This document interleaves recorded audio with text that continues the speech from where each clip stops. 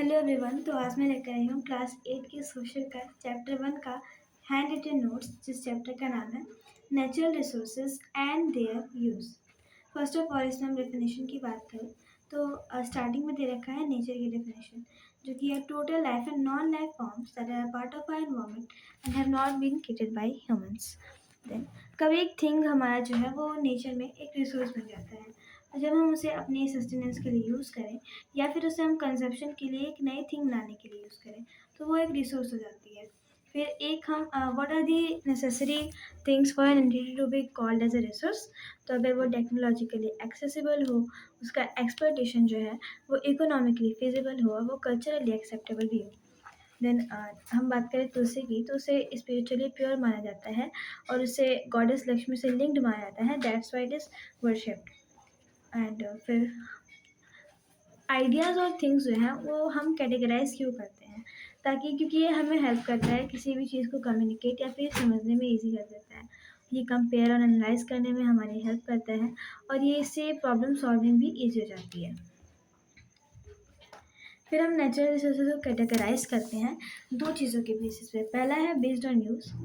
तो इसमें हम तीन तरीके से रिसोर्सेज जो हैं वो हमारी लाइफ में की रोल प्ले करती हैं। पहला मतलब हमारी लाइफ के लिए वो इसेंशियल है, दूसरा वो मटेरियल्स के इसेंशियल होती हैं, और तीसरी कि वो एनर्जी के लिए इसेंशियल होती हैं। अगर लाइफ की बात की जाए तो जैसे कि सॉइल है, एयर है, फॉसिल फ्यूल्स है, वाटर है, फॉरेस्ट है।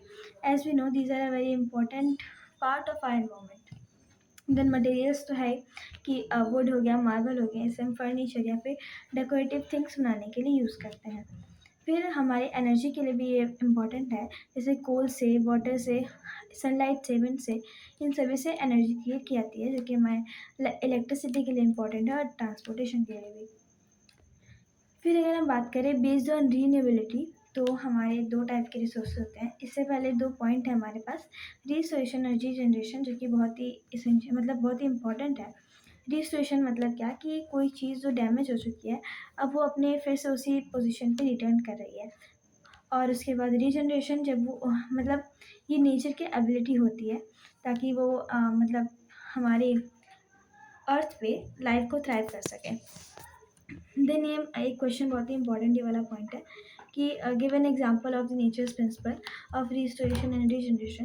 तो यहाँ पे हम लिख सकते हैं कि अगर एक ट्री जब मतलब गिरता है, वो डिकम्पोज होता है, फिर वो इनरिच करता है सॉइल को, then again it is use by the plants for its growth. And इस तरीके से क्या है, एक पूरा रिस्टोरेशन और रीजनरेशन का साइकिल होता है।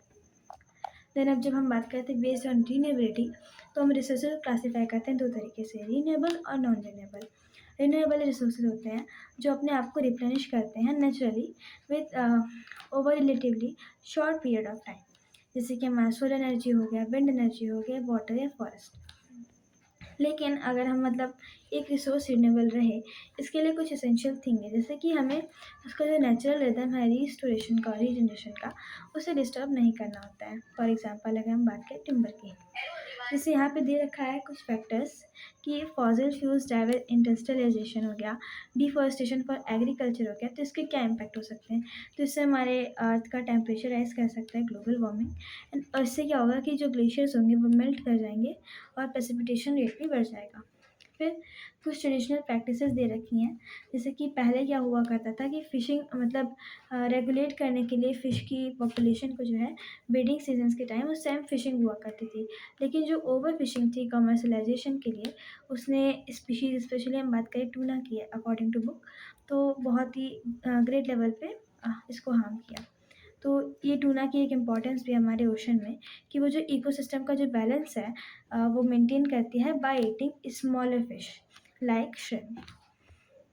Then human actions that harm nature cycle, जैसे कि हम अगर गार्बेज है तो बहुत ही कॉमन सी चीज़ है कि हम गार्बेज थ्रो कर रहे हैं, डिफॉरेस्टेशन कर रहे हैं, नॉन बायोडिग्रेडेबल चीज़ों का जैसे कि प्लास्टिक इनका ओवर यूज़ कर रहे हैं, या फिर इंडस्ट्रीज़ जो है अनट्रीटेड वाटर को रिलीज़ कर दे रही हैं, फॉसिल फ्यूल्स को बर्न किया जा रहा है, जिससे एयर पोल्यूशन हो रहा है एंड दीज थिंग्स, जो कि बहुत ही कॉमन है। फिर टू रिस्टोर नेचर की साइकिल हमें क्या करना है, जिसके लिए हमें अफॉरेस्टेशन करना है, हमें रिड्यूस, रीयूज़ और रिसाइकल वाला जो 3R सिस्टम है उसे भी फॉलो करना है। और इंडस्ट्रीज़ से जो वाटर निकलता है सीपेज के लिए, वो उसे मतलब एक बार क्लीनिंग होनी चाहिए उसकी, इको फ्रेंडली मटेरियल्स को यूज़ करें, वाइल्ड लाइफ को प्रोटेक्ट करें and eco friendly practices apply करें, फॉलो करें।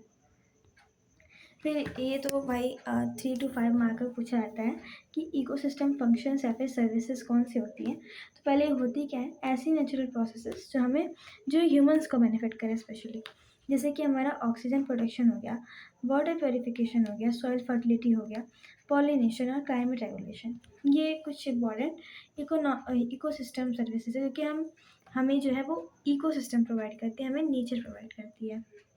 फिर एक फैक्ट दे रखा है यहाँ पे कि जो एक मेच्योरिटी होती है वो एक दिन में 275 लीटर ऑफ ऑक्सीजन प्रोड्यूस करता है, और ह्यूमन की रिक्वायरमेंट कहीं बात की जाए एक दिन की ऑक्सीजन की, तो वो 350 लीटर होती है।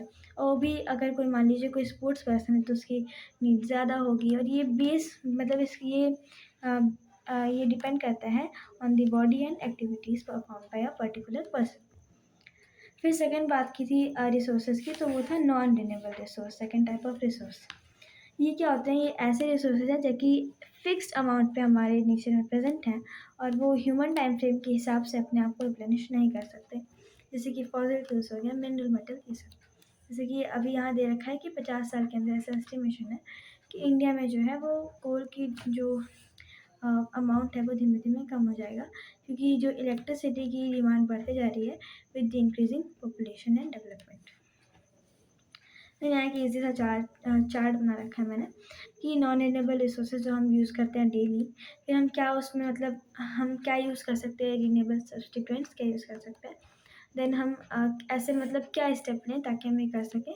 तो आप सोलर पावर, ये सब ये कॉमन सी चीज़ें यूज़ करो, अफॉरेस्टेशन हो गया, प्लास्टिक यूज़ कम करो, that's it.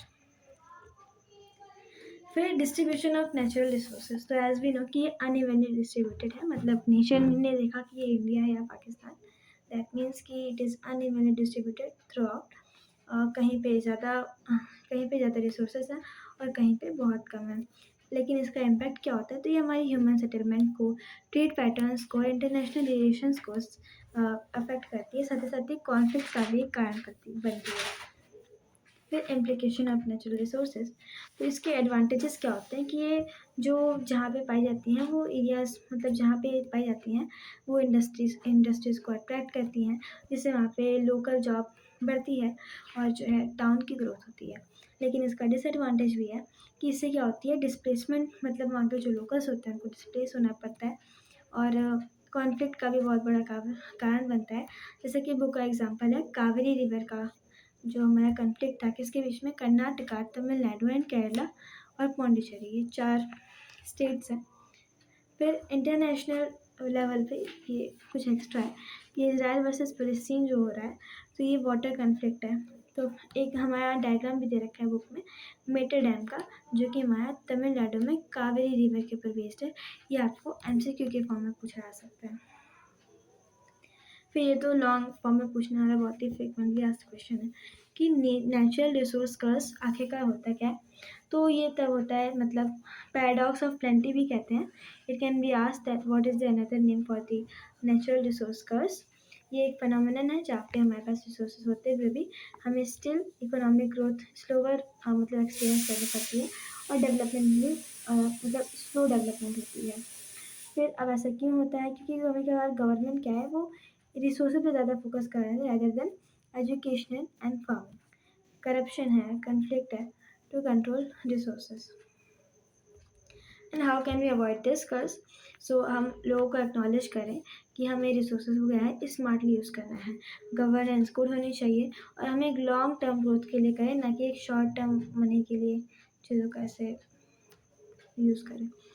Then what enables use of natural resources, तो टेक्नोलॉजी हेल्प करती है, स्किल्ड वर्कर्स हो गए, investment, transport system, government, knowledge and environment है, एनर्जी सप्लाई। फिर एक बहुत ही ये स्टीवर्डशिप एक बहुत ही इम्पॉर्टेंट कह सकते हैं कि टॉपिक है, that means the responsible and wise use of natural resources, which means taking care of and managing. जैसे कि हम सस्टेनेबिलिटी एक ये बहुत ही important definition है कि meeting the needs of the present without compromising the needs, the ability of the future generations to meet their own needs. फिर ये सस्टेनेबिलिटी क्यों इम्पॉर्टेंट है, क्यों, ताकि हम बैलेंस कर सकें इकोनॉमिक डेवलपमेंट को विद एनवायरनमेंट प्रोटेक्शन, ताकि हमारा रिसोर्स अवेलेबिलिटी जो है वो लॉन्ग टर्म के लिए इंश्योर हो सके और ये इकोनॉमिक हेल्थ के लिए भी अच्छी होगी। Because over exploitation of resources, क्योंकि हम रिसोर्सेज का ओवर एक्सप्लोटेशन करेंगे तो उससे पॉल्यूशन है, क्लाइमेट चेंज है, बायोडाइवर्सिटी लॉस, इकोलॉजिकल क्राइसिस, ये सब देखने को भी मिल सकता है। अब ये भी होता है कि सस्टेनेबिलिटी को कैसे इंश्योर करें, तो हम रिसोर्सेज को वाइजली यूज़ करें, रिन्यूएबल रिसोर्स पर फोकस करें, रिसाइकल है, रीयूज़ है, रीस्टोर करें, नेचर को फॉलो करें, इन्वायरमेंट और लॉस जो गाइडलाइंस होती हैं इन्वायरमेंटल, देन अवेयरनेस स्प्रेड करें। फिर दे रखा है स्ट्रेटजीज फॉर सस्टेनेबल यूज़, तो 5R सिस्टम, ठीक है, इसको, ये इम्पोर्टेंट है। देन हम उसको क्या करें कि सोलर या विंड एनर्जी का यूज़ करें, ओवर यूज़ ना करें रिसोर्सेज का, ये जो कि बहुत ही रिपीटेड चीज़ें हैं, इनको एकदम इजीली दिमाग में बिठा लेना है बस। फिर restoration and regeneration of renewable resources, तो यहाँ पे दे रखा है कि कैसे एक जो है, मतलब अगर हम ग्राउंड वाटर का ओवर एक्सप्लोटेशन होता है बाय द फार्मर, तो इससे क्या हो सकता है, इससे वाटर लेवल जो है वो डिप्लीट हो सकता है और लीडिंग टू इट्स अनअवेलेबिलिटी। तो कुछ इंपॉर्टेंट हमारी ट्रेडिशनल प्रैक्टिसेस हैं, वाटर हार्वेस्टिंग हो गया, rejuvenation of pond tanks, cutting down of waste on wasteful uses of consumption of water processing and using water are some strategies attempted। फिर improper use, हम chemical fertiliser use कर रहे हैं, pesticide use कर रहे हैं, इससे क्या हो रहा है, हमारा जो सॉइल है वो डिग्रेड होते जा रहा है। फिर काउ डंग हो गया और natural fertiliser, mulching, multi cropping etcetera, ये चीज़ें हम करेंगे तो हम एक सस्टेनेबिलिटी को इंश्योर कर सकते हैं। तो ये लिखा है कि ये ही हमारे कुछ एग्जांपल हैं कि कैसे हम जो है अपने आप को रिसोर्सेज के, मतलब जो यूज़ है उसके बायॉन्ड हम उसको लेकर जा रहे हैं, उसकी कैपेसिटी के।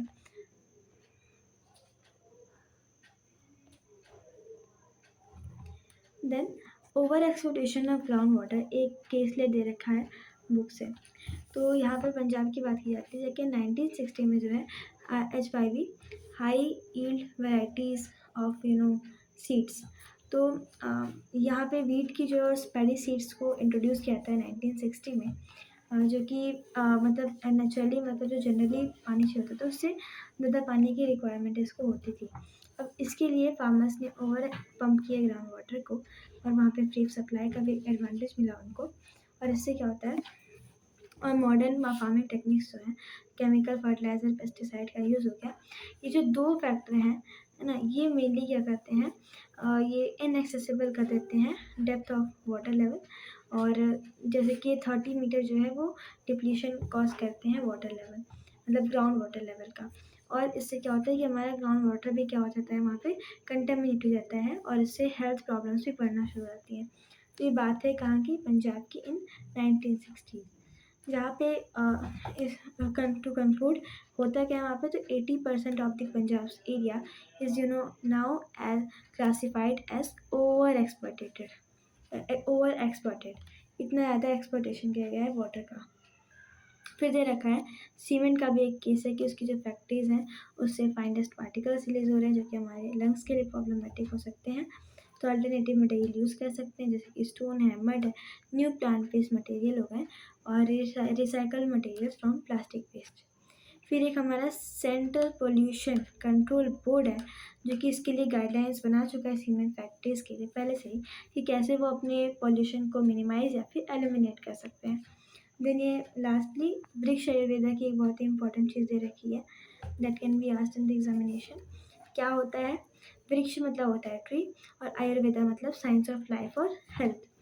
तो ये क्या है, एक एंशियंट इंडियन बोटानिकल साइंस है जो कि फोकस करता है on the study and care of plants and trees, and ये जो है फॉर्मलाइज हुआ था as a text, as like हम सरपाल वृक्ष आयुर्वेदा की बात करें तो ये 10th सेंचुरी में जो हमारा में ये फॉर्मलाइज हो जाता है। फिर दे रखा है सिक्किम की भी एक केस लिस्ट दे रखी है, तो वहाँ पे 2016 में जो होता है वो 100% ऑर्गेनिक स्टेट बनता है, केस स्टडी दे रखी है गर्ल की। तो वहाँ पे पॉलिसी मतलब अनाउंस की जाती है कि हम ऑर्गेनिक फार्मिंग को प्रमोट करेंगे, जिससे 2016 में ये 100% ऑर्गेनिक स्टेट बन जाता है और लोकल बायोडाइवर्सिटी जो है फ्लोरिश कर जाती है और टूरिज़्म भी बढ़ जाता है। फिर फार्मर की जो इनकम होती है वो भी 20% ऑन एन एवरेज जो है वो ग्रोथ उसमें देखने को मिलती है। फिर हम कैसे कर सकते हैं रिस्पॉन्सिबल, तो हमने पहले ही बात कर रखी है कि कैसे कर सकते हैं 5R प्रिंसिपल का और फॉरेस्टेशन ये सब। फिर अब हम बात करें इंटरनेशनल लेवल पे, तो यहाँ पे दे रखा है एक international solar alliance, India's leadership in renewable energy. तो इंडिया और फ्रांस के बीच में IASC नाम की एक चीज़ होती है, 2015 में लॉन्च्ड। ये एक अलायंस होता है इंटरनेशनल फॉर सोलर एनर्जी। ये क्या है, IASC होता क्या है, तो एक कोलिशन है of sunshine rich countries to make use of solar energy. मतलब हम सोलर एनर्जी को एक एफिशिएंट वे में यूज़ कर सकें, इसके लिए एक कोलिशन बना रखी है। तो एम क्या है इसका, to promote solar energy, reduce cost and provide clean energy to sunshine rich countries. इसमें इंडिया का रोल भी पूछा जाएगा। तो इसने क्या किया, इन्होंने बड़े बड़े सोलर पार्क्स बनाए, जैसे कि रायचूर का सोलर फार्म जो कि कर्नाटका में है, Karnataka and Bhadla solar park. Okay, मतलब एक रायचूर सोलर फार्म है और एक कर्नाटक और भादला सोलर पार्क है in the Rajasthan, which is able to generate electricity to power 15% of the current needs of Rajasthan. और इससे हुआ क्या, ये कहता है ये जो अलायंस होता है ये global use of solar energy ये प्रमोट करता है और साथ में ये फंड करता है सोलर प्रोजेक्ट्स के लिए और ट्रेनिंग्स के लिए। नहीं, ये लास्ट आ गया हमारा स्लाइड कि how can we make basic resources like water और clean air in some sections of society. कुछ होती है सोसाइटी जहाँ पे चीज़ें नहीं पहुँच पाती, तो हम क्या कर सकते हैं इसके लिए, तो हम वाटर सप्लाई के लिए वहाँ पे क्या कर सकते हैं, मतलब वाटर सप्लाई इनेबल कर सकते हैं, ट्रीज़ को प्लांट करें और पॉल्यूशन कंट्रोल जो कि लॉज होते हैं कुछ, तो उनको इन्फोर्स करें, फॉलो कराएं और पब्लिक वाटर प्योरीफायर्स बनाएं, फिर टैंक्स बनवाएं और अवेयरनेस फैलाएं कि हम एक सस्टेनेबल वे में क्या है वाटर को यूज़ करें। देन गवर्नमेंट की कुछ स्कीमें करी जाए, जैसे कि हमारा जल जीवन मिशन भी एक इसका एग्जाम्पल है। लास्टली भागवत गीता के बारे में दिया है, तो भागवत गीता में एक चीज़ लिखी हुई है, लोक संग्रह, which means the well being of all. मतलब इसका होता क्या है, मतलब कि it is an idea that one should act not for just personal desires but for the well being of people. आपको ऐसे काम करना है जिसके केवल आप अपनी पर्सनल डिज़ायर को ना फुलफ़िल करके लोगों की वेलबींग के लिए काम करें। सो इसके साथ हमारे इस चैप्टर की नोट्स ख़त्म होती है।